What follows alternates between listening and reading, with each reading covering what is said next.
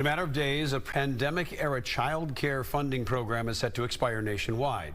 While the Minnesota legislature voted to fill that void in Wisconsin, it is a completely different story. As around 40% of child care centers in western Wisconsin alone say they may have to shut down if help does not come soon. Courtney Godfrey looks at how the states are different and on different paths amid a child care crisis. But I can do mine and hop and drink, and you cannot do this.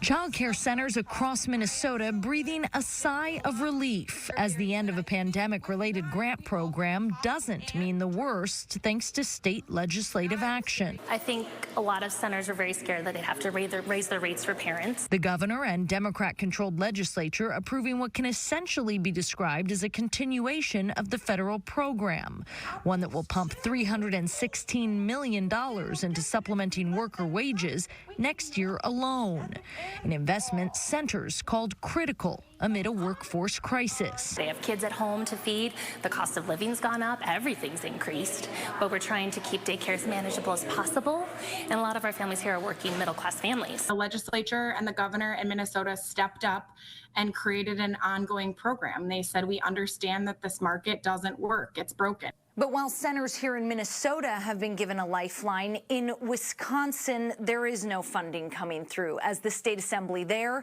has declined to act. We're all very, very concerned that we're going to be facing some really dire consequences. Out of more than 500 child care centers surveyed in the Badger State, 90% said they'll have to raise rates. 30% said they'll be forced to close altogether. But all told, it's going to be catastrophic for families. Making it hard for child care centers in Minnesota to celebrate, knowing their neighbors will suffer.